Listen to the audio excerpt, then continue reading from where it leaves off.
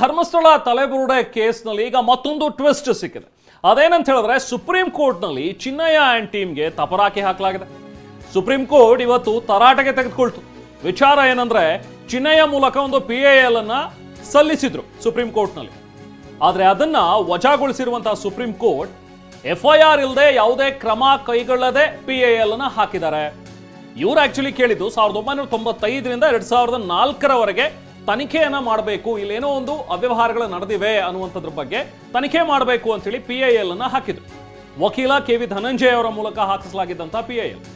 ಆದರೆ ಇಂತಹ PIL ದಾಖಲಿಸಿರೋದೇ ನಿಷ್ಫಲ ಅನ್ನುವಂಥದ್ದನ್ನ ಸುಪ್ರೀಂ ಕೋರ್ಟ್ ಹೇಳಿದೆ. ವಿಳಂಬ ಲೋಪದ ಕಾರಣ ಮೇ 5, 2025 ಐ ಥಿಂಕ್.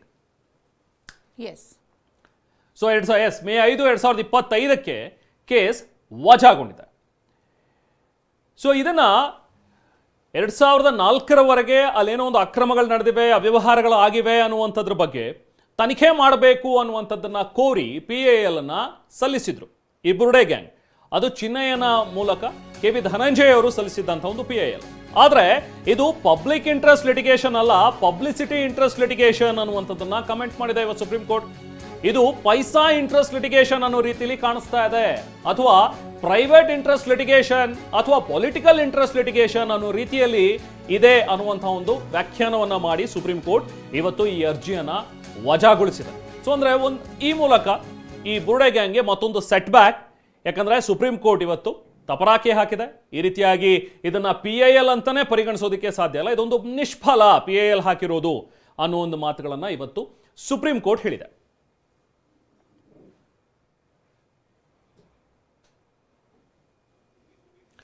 ಸೊ ಹಾಗೆ ನ್ಯಾಯಮೂರ್ತಿ BV ನಾಗರತ್ನ, ನ್ಯಾಯಮೂರ್ತಿ ಸತೀಶ್ ಚಂದ್ರ ಶರ್ಮಾ ಅವರಿದ್ದಂತಹ ಪೀಠ ಈ ಒಂದು ಅರ್ಜಿಯನ್ನ ವಜಾಗೊಳಿಸಿರೋದು. ಈ ಮಾಹಿತಿಯನ್ನ ಮುಚ್ಚಿಟ್ಟು ಸರ್ಕಾರಕ್ಕೆ ತನಿಖೆಯ ಮನವಿಯನ್ನ ಮಾಡಿತ್ತು ಟೀಮ್ ಅನ್ನುವಂಥದ್ದು ಈಗ ಬಯಲಿಗೆ ಬರ್ತಾ ಇದೆ. ಬನ್ನಿ ಮತ್ತಷ್ಟು ಡೀಟೇಲ್ಸ್ ಪಡೆಯೋಣ. ನಮ್ಮ ಪ್ರತಿನಿಧಿ ರಮೇಶ್ ನಮ್ಮ ಜೊತೆಗೆ ಸಂಪರ್ಕದಲ್ಲಿದ್ದಾರೆ. ರಮೇಶ್, ಈಗ PIL ಅನ್ನ ವಜಾಗೊಳಿಸಿ ತಪರಾಕಿ ಹಾಕಿರುವಂತಹ ಒಂದು ಸುಪ್ರೀಂ ಕೋರ್ಟ್ ಕೊಟ್ಟಿರುವಂತಹ ಒಂದು ವ್ಯಾಖ್ಯಾನ, PIL ಬಗ್ಗೆನೇ ಅವರು ಬೇರೆ ರೀತಿಯಾಗಿ ಹೇಳಿದ್ದಾರೆ. ಅದೊಂದು ಪೈಸಾ ವಸೂಲ್ ಮಾಡಿರುವಂಥದ್ದು ಅಥವಾ ಪ್ರೈವೇಟ್ ಇಂಟ್ರೆಸ್ಟ್ ಇರುವಂಥ ರೀತಿಯಲ್ಲಿ ಕಾಣಿಸ್ತಾ ಇದೆ ಅನ್ನೋದ್ರ ಬಗ್ಗೆ. ಸೊ ಯಾಕೆ ವಜಾಗೆ ಕಾರಣವನ್ನ ಏನ್ ಕೊಡ್ತು, ಯಾಕೆ ಇದನ್ನ ವಜಾ ಮಾಡ್ತಾ ಇದೀವಿ ಅನ್ನುವಂಥದ್ದನ್ನ ಸುಪ್ರೀಂ ಕೋರ್ಟ್ ಹೇಳಿದೆ. ಏನ್ ಟಿಪ್ಪಣಿಯನ್ನ ಕೊಟ್ಟಿದೆ ಈ ಸಂದರ್ಭದಲ್ಲಿ ಈ ಚಿನ್ನಯ್ಯ ಸಲ್ಲಿಸಿದಂತಹ ಒಂದು PIL ವಜಾ ಮಾಡುವಾಗ? ರಮೇಶ್, ರೆಹಮಾನ್, ಯಾವುದೇ ಒಂದು PIL ಹಾಕಿದಾಗ ಅದರಲ್ಲಿ ಸದುದ್ದೇಶ ಇರೋದು ಸುಪ್ರೀಂ ಕೋರ್ಟ್ಗೆ ಕನ್ವಿನ್ಸ್ ಆಗಬೇಕು. ಹೈಕೋರ್ಟ್ಗಾಗಲಿ ಸುಪ್ರೀಂ ಕೋರ್ಟ್ಗಾಗಲಿ ಅದು ಕನ್ವಿನ್ಸ್ ಆಗಬೇಕು. ಇದರಿಂದ ಒಂದು ಸದುದ್ದೇಶ ಇದೆ, ಇದರಿಂದ ಒಂದು ಪ್ರಯತ್ನ ನಡೆದಿದೆ, ಅಂದರೆ ಒಂದು ಯಾವುದೋ ಒಂದು ಅನ್ಯಾಯ ನಡೆದಿದೆ, ಅದನ್ನು ಸರಿಪಡಿಸೋದಕ್ಕೆ ಒಂದು ಪ್ರಯತ್ನ ನಡೆದಿದೆ ಅನ್ನುವಂಥ ಭಾವನೆ ಆ PILನಲ್ಲಿ ಇರಬೇಕಾಗುತ್ತೆ. ಆದರೆ ಇವರು ಅರ್ಜಿಯನ್ನು ಸಲ್ಲಿಸಿದಾಗ ಕೋರ್ಟ್ ಕೇಳಿರೋಂಥ ಪ್ರಶ್ನೆಗೆ ಇವರು ಕೊಟ್ಟಿರುವಂಥ ಉತ್ತರ ಏನಂತಂದರೆ, ನಾವು ಯಾವುದೇ FIR ಇಲ್ಲ, ಇದುವರೆಗೂ ಕೂಡ ಯಾವುದೇ FIR ದಾಖಲಿಸಿಲ್ಲ, ಮತ್ತು ಯಾವುದೇ ರೀತಿ ದೂರುಗಳನ್ನು ಕೂಡ ನಾವು ಕೊಟ್ಟಿಲ್ಲ ಅಂತೇಳಿ ಇವರು ವಾದ ಮಂಡನೆ ಮಾಡ್ತಾರೆ. ಜೊತೆಗೆ ಕೋರ್ಟ್ ಪರಿಶೀಲನೆ ನಡೆದಾಗ ರಿಟ್ ಅರ್ಜಿಯಲ್ಲಿ 1994ರಿಂದ 2004ರವರೆಗೆ ಏನೇನು ಘಟನೆ ಆಗಿದೆ ಅದ್ರ ಬಗ್ಗೆ ತನಿಖೆ ಕೇಳ್ತಾ ಇದ್ದಾರೆ. ಇದು ಬಹಳ ಹಳೆ ಘಟನೆ, ಮತ್ತು ಇದು ಯಾವುದೇ ಒಂದು ಸಕಾರಣಗಳನ್ನು ಇವರು ಕೊಡ್ತಾ ಇಲ್ಲ. ಅದಕ್ಕೋಸ್ಕರ ವಿಳಂಬ ಆಯಿತು ಅನ್ನೋದಕ್ಕೆ ಯಾವುದೇ ರೀತಿ ಇವರು ಸಕಾರಣಗಳನ್ನು ಕೊಡ್ತಾ ಇಲ್ಲ. ಹೀಗಾಗಿ ಈ ಅರ್ಜಿ ಇವರು ಹಾಕಿರೋದನ್ನೇ ವೇಸ್ಟ್ ಅನ್ನೋ ರೀತಿಯಲ್ಲಿ ಸುಪ್ರೀಂ ಕೋರ್ಟ್ ಹೇಳಿದೆ. ಇದೊಂಥರ ನಿಷ್ಫಲ ಪ್ರಯೋಗ, ಇವರು ಪ್ರಯತ್ನ ನಡೆಸ್ತಾ ಇದ್ದಾರೆ, ನಿಷ್ಫಲವಾದಂಥ ಒಂದು ಪ್ರಯತ್ನ ನಡೆಸ್ತಾ ಇದ್ದಾರೆ. ಹೀಗಾಗಿ ಇವರ ಅರ್ಜಿ ಏನಿದೆ ಇದು ಪೊಲಿಟಿಕಲ್ ಇಂಟ್ರೆಸ್ಟ್ ಲಿಟಿಗೇಷನ್ನು ಅಥವಾ ಪ್ರೈವೇಟ್ ಇಂಟ್ರೆಸ್ಟ್ ಲಿಟಿಗೇಷನ್ನು ಅಥವಾ ಪೈಸಾ ಇಂಟ್ರೆಸ್ಟ್ ಲಿಟಿಗೇಷನ್ ಅನ್ನೋ ರೀತಿ ಮೇಲ್ನೋಟಕ್ಕೆ ಕಂಡು ಬರ್ತಾ ಇದೆ. ಇದು ಖಂಡಿತ ಪಬ್ಲಿಕ್ ಇಂಟ್ರೆಸ್ಟ್ ಲಿಟಿಗೇಷನ್ ಅಲ್ಲ ಅಂತೇಳಿ ಬಹಳ ಕಟುವಾದ ಶಬ್ದಗಳಲ್ಲಿ ಕೋರ್ಟ್ ವಿವರಿಸಿ ಈ ಅರ್ಜಿಯನ್ನು ವಜಾ ಮಾಡಿದೆ. ಜೊತೆಗೆ ಚಿನ್ನಯ್ಯ ಅಂದರೆ ಹೆಸರನ್ನು ಎಲ್ಲೂ ನಮೂದು ಮಾಡಬಾರ್ದು ಅಂತೇಳಿ ಮನವಿ ಮಾಡಿದ್ರು.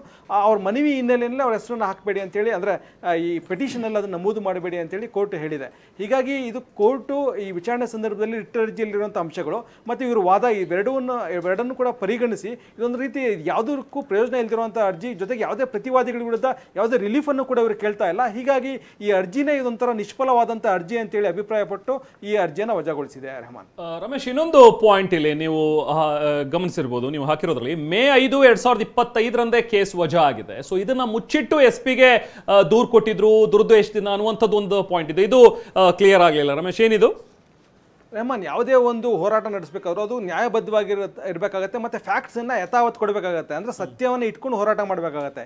ಇಲ್ಲಿ ಸುಪ್ರೀಂ ಕೋರ್ಟ್ ಈ ರೀತಿ ಅಭಿಪ್ರಾಯಪಟ್ಟು ಅರ್ಜಿಯನ್ನು ವಜಾಗೊಳಿಸಿದೆ ಅನ್ನುವಂಥ ಮಾಹಿತಿಯನ್ನು SIT ರಚನೆಯ ಸಂದರ್ಭದಲ್ಲಿ ರಾಜ್ಯ ಸರ್ಕಾರಕ್ಕೆ ಏನು ಮನವಿ ಕೊಟ್ಟರು ಈ ಟೀಮು, ಆ ಮನವಿ ಕೊಡಬೇಕಾದ್ರೆ ಈ ಮಾಹಿತಿಯನ್ನು ಕೊಡಬೇಕಾಗಿತ್ತು. ಅಂದರೆ ಫೇರ್ ಆಗಿ ಒಂದು ಹೋರಾಟ ಇದ್ದಾಗ ಎಲ್ಲ ಮಾಹಿತಿ ಅಂದರೆ ಏನೇನಾಗಿತ್ತು ಅದೆಲ್ಲ ಮಾಹಿತಿಯನ್ನು ಕೊಡಬೇಕಾಗತ್ತೆ. ಜೊತೆಗೆ ಕೋರ್ಟಲ್ಲೂ ಕೂಡ ಯಾವುದೇ ಲಿಟಿಗೇಷನ್ ಮಾಡಬೇಕಾದ್ರೆ ಈ ಲಿಟಿಗೇಷನ್ ಹಿಂದೆ ಯಾವ್ಯಾವ ಲಿಟಿಗೇಷನ್ ಆಗಿತ್ತು ಅನ್ನುವಂಥ ಮಾಹಿತಿಯನ್ನು ಕೊಡುವಂಥದ್ದು ಅವರ ಕರ್ತವ್ಯ ಆಗಿರುತ್ತೆ. ಒಂದು ವೇಳೆ ಕೊಡದೆ ಹೋದರೆ ಆ ಮಾಹಿತಿಯನ್ನು ಮುಚ್ಚಿಟ್ಟ ಆರೋಪದ ಹಿನ್ನೆಲೆಯಲ್ಲೇ ಅರ್ಜಿಗಳನ್ನು ವಜಾಗೊಳಿಸೋದಕ್ಕೆ ಕಾನೂನಲ್ಲಿ ಅವಕಾಶ ಇದೆ. ಇವರಿಲ್ಲಿ ಸರ್ಕಾರದ ಮುಂದೆ ಅರ್ಜಿಯನ್ನು ಸಲ್ಲಿಸಿದಾಗ ಅಥವಾ ಮನವಿಯನ್ನು ಸಲ್ಲಿಸಿದಾಗ ಈ ಸುಪ್ರೀಂ ಕೋರ್ಟಲ್ಲಿ ಈ ರೀತಿ ಆಗಿದೆ ಅಂತೇಳಿ ಆದೇಶದ ಪ್ರತಿಯನ್ನು ಕೂಡ ಕೊಡಬೇಕಾಗಿತ್ತು. ಅದೇ ರೀತಿ ಮ್ಯಾಜಿಸ್ಟ್ರೇಟ್ ಕೋರ್ಟ್ ಮುಂದೆ ಇವರೇನು ಮನವಿಯನ್ನು ಮಾಡಿದ್ರು ಆ ಸಂದರ್ಭದಲ್ಲೂ ಈ ಮಾಹಿತಿಯನ್ನೆಲ್ಲ ಕೊಟ್ಟಿದ್ರೆ ಆಗ ಪರಿಣಾಮ ಇನ್ನೂ ಬೇರೆ ಆಗ್ತಿತ್ತು. ಯಾಕಂದರೆ ಇಷ್ಟು ದಿವಸಗಳ ಕಾಲ ಈ ಕೇಸ್ ಅಂದರೆ ಇನ್ವೆಸ್ಟಿಗೇಷನ್ ನಡೀತಾ ಇದೆ, ಎಷ್ಟೆಲ್ಲ ಗುಂಡಿಗಳಾಗಿದ್ದಾರೆ, ಆದರೆ ಎಲ್ಲೂ ಏನು ಸಿಗದೇ ಇರುವಂಥದ್ದು, ಜೊತೆಗೆ ಇವರು ಅರ್ಜಿ ಸಲ್ಲಿಸಿರುವಂಥ ರೀತಿ, ಸುಪ್ರೀಂ ಕೋರ್ಟ್ ವ್ಯಕ್ತಪಡಿಸಿರುವಂಥ ಅಭಿಪ್ರಾಯ, ಇವೆಲ್ಲವೂ ಕೂಡ ಒಂದಕ್ಕೊಂದು ಸಿಂಕ್ ಆಗ್ತಾ ಇದ್ದಾಗ ಎಲ್ಲೋ ಒಂದು ಕಡೆ ಇವ್ರ ಉದ್ದೇಶನೇ ಏನಿದೆ, ಇದರಿಂದ ಏನಾದರೂ ದುರುದ್ದೇಶ ಇದೆಯಾ ಅನ್ನುವಂಥ ಪ್ರಶ್ನೆಗಳು ಸಹಜವಾಗಿ ಹೇಳುತ್ತೆ. ರೆಹಮಾನ್, ರೈಟ್, ಹೋಲ್ಡ್ ರಮೇಶ್ ಮಾತಾಡ್ತಾನೆ.